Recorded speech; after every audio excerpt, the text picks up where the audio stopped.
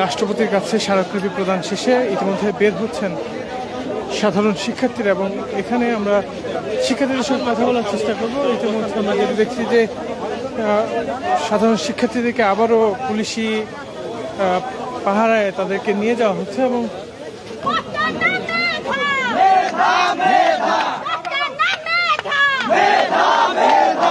এবং আমরা বলেছি যে রাষ্ট্রপতিকে যেন এই বিষয়ে অবগত করা হয় এবং সংসদে দ্রুত সময়ের মধ্যে অধিবেশন ডেকে যেন আমাদের যেই দাবি আছে সকল চাকরিতে সকল গ্রেডে যে বৈষম্যমূলক কোটা আছে সেগুলোকে বাতিল করে কোটার যেই শুরু সাংবিধানিক বিবেচনায় যারা অনগ্রসর আছে তাদের কথা বিবেচনা করে কোটাকে 5% মধ্যে নিয়ে আসা হবে। এটা যেন সংসদ উত্থাপন করে একটা বিল পাস করা হয় এবং আইনে পরিণত করা হয়।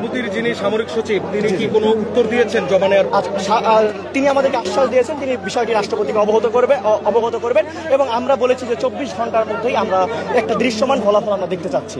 যদি দৃশ্যমান ফলাফল না দেখা হয় তাহলে কিন্তু আমাদের আন্দোলন যেটা চলছিল সেটা কিন্তু আবার পুনরায় চলবে।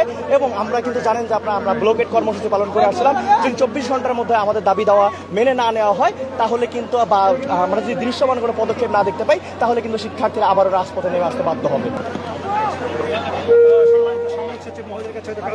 স্মারকলিপি পেশ করেছে এবং তারা তাদের যে বক্তব্য তারা মৌখিকভাবে বলেছে। এখন আমরা আবার তাদেরকে নিয়ে এসেছি, তারা তাদের সহকর্মী সহ এখন তারা ইউনিভার্সিটিতে যার যার ক্যাম্পাসে তারা শান্তিপূর্ণভাবে চলে যাচ্ছে। আচ্ছা, আন্দোলনরতরা বলছেন যে 24 ঘন্টার মধ্যে যদি দৃশ্যমান কোনো পরিবর্তন অথবা অগ্রগতি তারা না দেখেন তারা রাজপথেই থেকে যাবেন, সেক্ষেত্রে পুলিশের ভূমিকা কি হবে? বাংলাদেশ পুলিশ আইন শৃঙ্খলা রক্ষার জন্য যথাযথভাবে কাজ করে যাবে।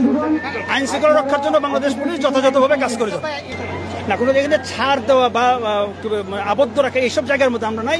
আমরা চেষ্টা করেছি শান্তিপূর্ণভাবে তাদের কর্মসূচি যেন শেষ হয়, আমরা সেইভাবে কাজ করে যাচ্ছি। তারা কি শান্তিপূর্ণ ছিল শুরু থেকে? আমাদের পুলিশ কমিশনার স্যারের নেতৃত্বে আমরা কাজ করে যাচ্ছি, আমরা যেভাবে গাইডলাইন পাচ্ছি সেভাবে কাজ করে যাচ্ছি।